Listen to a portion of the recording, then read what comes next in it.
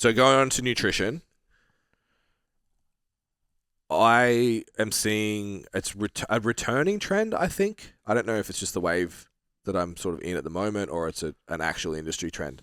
But I'm just seeing meal plans coming back as an expectation on the gym floor. Yeah. I've never used them. I've always used a flexi. Choose from this outline or precision nutrition hand plan. I never wrote meal plans for like anyone who's not serious about their training. Yeah. So what would you do instead? Change their eating habits. Mm-hmm. Get them to look at it, understand what a composition of their meal should look like and, you know, where the groups of most of their food should come from, and get them to make, you know, choices on their own. On, like, you can guide the person, be like, hey, this is roughly what a meal should look like. But I think there's more value in, getting them to learn about food choices and getting a consistent meal frequency in. Yeah. Than being like, hey, just eat these 15 pieces of food, learn nothing, and just copy it, and then just eat it till you can't, and then get sick of those foods and never eat them again, and then overeat on all the other things that you shouldn't eat. You know what I mean? Like, I feel like everything's being worked backwards. It's like the goal should be you're working someone towards a meal plan because it's like, you know, it's taking out inputs, it's doing a certain thing for a specific period of time. The person still needs to understand like what food is, like what food does for us, what those choices look like, and, you know, kind of making autonomous decisions to eat rather than eating 20 pieces of food off a piece of paper. I don't know. Yeah, I agree. And I think it ties into the skill set value thing, where if you're not learning and evolving your understanding of nutrition, then the perception of value is lower. Yeah. I also think most people's perception of nutrition for a lifestyle client is far above what they actually need. Agreed. Yeah. Go in on that. So, I'm like, you know, we've got how many clients where they've lost like 30, 40, 50 kilos in, you know, 12 months, 16 months, whatever. 100 centimeter losses. Yeah. Like that, and it's like, what did you do? And I'm like, we just changed the way we ate. Ate protein every meal. Just governed by these rules, but like there was no, like, this is the meal plan. It was like a person with your goals would want their meals to look like this, and using things like the hand plan and stuff would govern their decision making. Yeah. It's just a really easy system. And it's like, cool, when you can't eat out of that, when you go somewhere and you obviously don't have that kind of control, you know, look at the portions, understand, like, you know, the volumes of the meals that you currently eat, try and match that same volume. Yeah. That's way better than, once I eat off my meal plan, I'm just going to fucking send it. Spaghetti and chips, let's go. Because people, technically, they're still making autonomous decisions with that framework. So there's still a heap of variety. Yeah. When you have a Gen Pop client who's following a meal plan and there's no variety, the variety is what can kickstart the cascade of bad decisions, because it's like, well, fuck it, let's throw the baby out with the bathwater and undo a week's worth of hard work. So I just don't show them what they should eat, give them an idea of what they should eat less of, and just get them moving more. Mm-hmm. There's like so much impact happens just from those three things. Yeah. You know, without even the minutia and shit. Like, you and I need minutia. Like, you know, someone who's losing the last 5 to 10 kilos needs minutia. You fucking 35 kilos overweight, bro. You don't need that shit. Yeah. You're eating too much. You need consistency. Yeah. And you need a system of repeatable efforts. Yep. In the right places. So I just don't think it's as complicated. As someone who's done all of it, like, who works with the highest degree of athletes to get them fucking shredded, and also has people who've lost ridiculous amounts of weight over a period of time, they're not doing the same thing as this people. No. They're not. No. And that's, I think that's my goal of the podcast, is for you listening right now to get that. You got to have a spectrum of coaching. And what's worse is when you come into coaching, you have a framework of your behavior. Yeah. That's not going to work for your clients. No. And so going back to where we opened the conversation, which was, well, you're trying to move into the online space and you're still talking to the Gen Pop people. The podcast has kind of gone in the direction of like, stop treating your Gen Pop like athletes, which is what trainers are doing. But when they go online, they don't move the problems. If that makes sense. So it's like you've taken someone who's built the foundation of, I now eat protein every meal. I now know what calories are. I now have an idea of what's on my plate, and I can be consistent with it, and I've been training long enough, and I can move in free space, and I can. Now what are their problems? I really enjoyed this, and this is fucking mad. I want to go to the next level. Now what are their problems? Yeah. That's the person that's hiring the online coach. Absolutely. And understanding, like you said, what they're doing is not the same is super important. So if you're making a reel that's like fucking how to get my protein in at breakfast time, the person that you're going to hire an online coach who fucking knows that. Yeah, it's like... You had that conversation with your client on the gym floor. Yeah. Great. What happens when you miss a workout? It's like, they don't miss fucking workouts. Yeah. Fucking how to set up for a squat. They can already squat their body weight. If they can't, they should be with an online coach. Like, those questions are... You're framing the wrong... You're framing solutions to an audience that aren't going to value your service. Yeah. Because I bet if you sat down with, and we know because trainers just refuse to fucking do it. Please do it. Please. Sell online coaching in the fucking gym. Yeah. You have 2,000 members to sell your fucking product to that you don't. Anyway, Yeah. Side rant.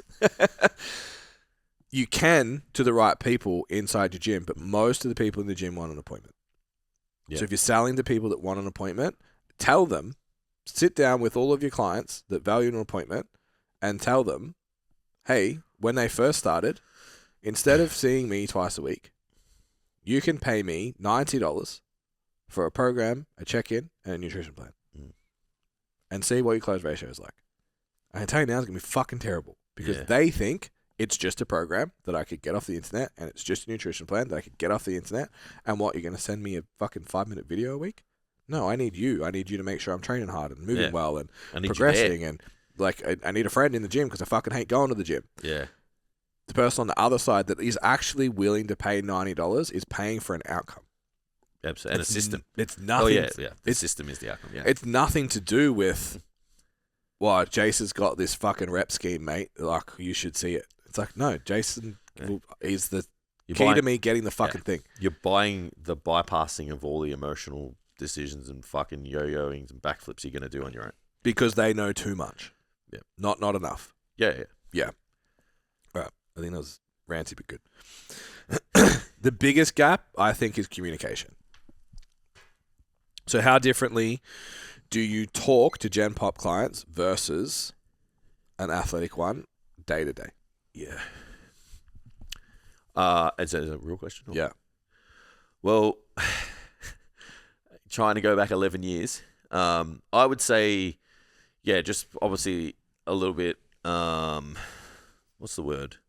There's a little bit more collaboration and there's a little bit more like, how can we do this together? How can we work with your current situation? Where like in a lot of instances with like a higher level athlete, I'm like, this is the fucking timeline. In a lot of cases, I can't move the date. Yep. So I'm like, we have to fucking find a way to do what we're doing right now because you're running out of time. Yeah, that's really interesting. Even going back to nutrition and programming, we used to talk about being proactive about having systems built for reactivity. Yeah.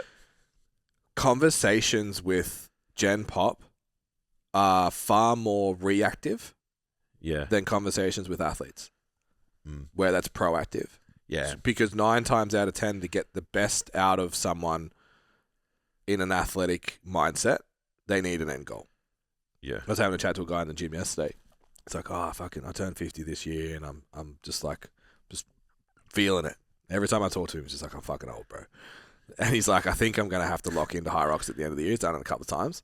I'm like, yeah, but you need a goal, bro. I'm like, you just come in sad all the time. I'm fucking old, bro. I'm like, you need to lock in on something because it's fucking sad to come to the gym sad every day. Like, he still comes 5 days, but he just hates it. That's fucking rough. Yeah. But he's an athletic dude. He's fucking shredded. I would have said he's like early 40s. Yeah. So it's like you're doing the thing, you're just not enjoying it that much because you don't have a tangible thing that you're working towards. Yeah. And like you and I are the same. It's like as soon as we're there needs to be goalless, timeline. Yeah, fucking oath. what do I do? Yeah. Whereas I think the Gen Pop is more reactive. It's like Yeah, we but know it's fucking taking ages to figure it all out. You know? Yeah, so it's like giving them the timeline's going to melt them. that habit formation phase. You can't when you get on a call with a new athletic based client. We're like, cool, we're going to do 3 weeks habit formation phase. I need to get you sleeping, eating, training the way that I need you to do that, and see that you've got it, and then we're straight into fat loss. Yeah. That habit formation phase can be 12 months. Yeah. With a Gen Pop client. So you're not giving them a 3-week expectation. No. It's like, we're in like habit formation phase. Oh, well, I ate 3 pizzas on the weekend. Okay. Well, the habit formation phase is not done. Like, you know what I mean? Yeah, like, that's not, we're not there yet. Yeah, I think you troubleshoot is just differently. And if, like, one of my guys was like, I ate 4 pizzas on the week, I'd be like, you're never going to achieve the physique you want. I would just be fucking so blatantly obvious with it. I don't know. Yeah. Like, it's not like you yell at people and shit. Like, the way you throw it back onto them to make them accountable is different. Yeah.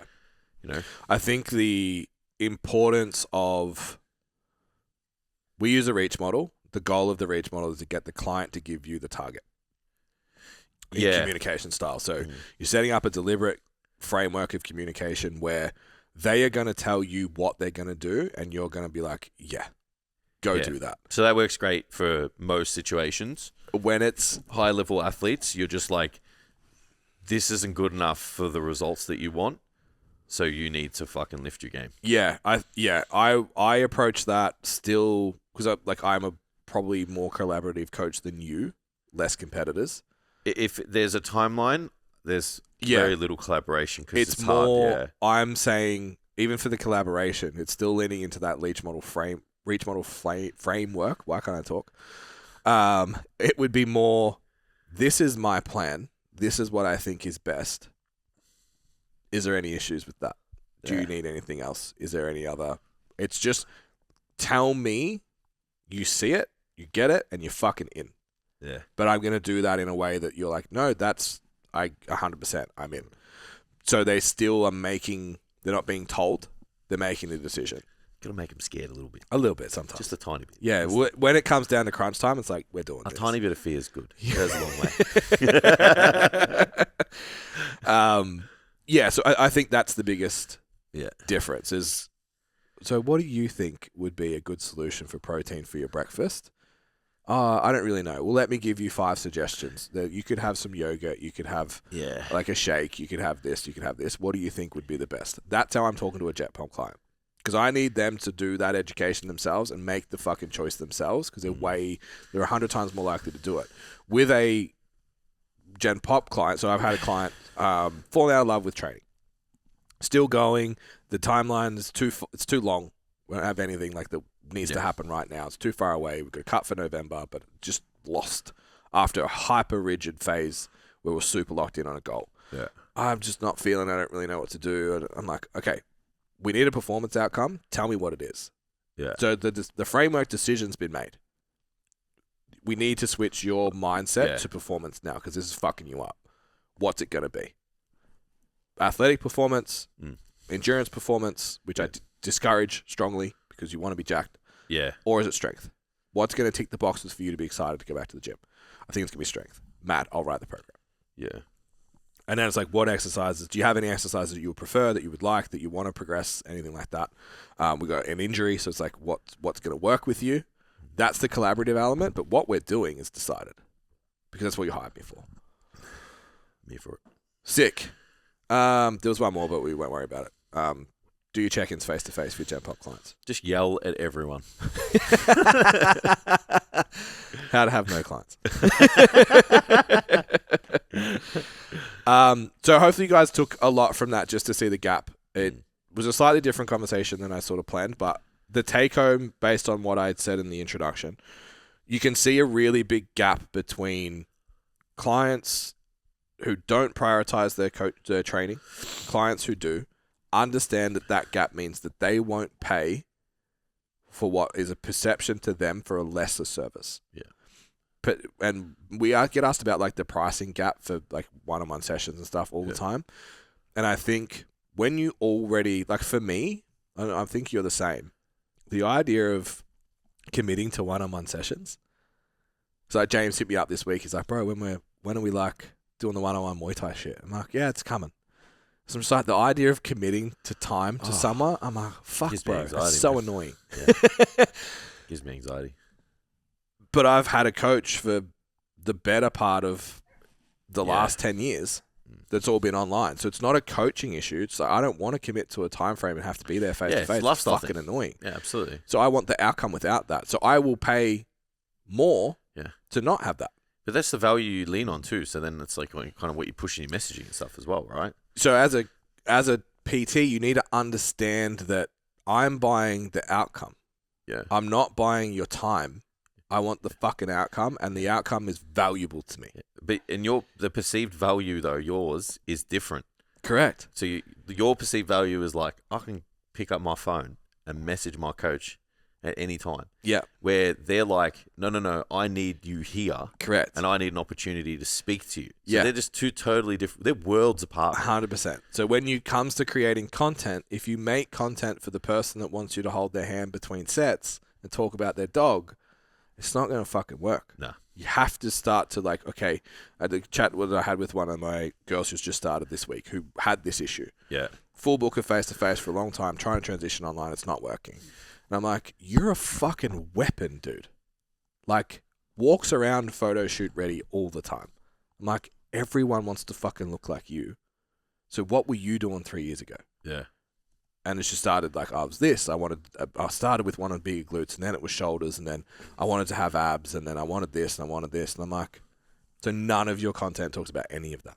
Yeah. It talks about how to fit this in and how to do this exercise Yeah, how to differently. compromise. And how to do RDLs properly and stuff. And it's like, that's not... Or basic low level You can shit. fucking RDL already. You need Yeah. a program that's like, how much can I fucking RDL? Because I want to do it a lot. Yeah. Or like break through this platform. Yeah, and it's shit. like, light bulb. Okay, Yeah. I need to talk to me 2 years ago online, not Yeah. who I have in my client book right now. Mm. Mad, we're going to wrap it up there. If you've listened to the whole episode, you obviously valued it. So like, follow, comment, send us a message, do something.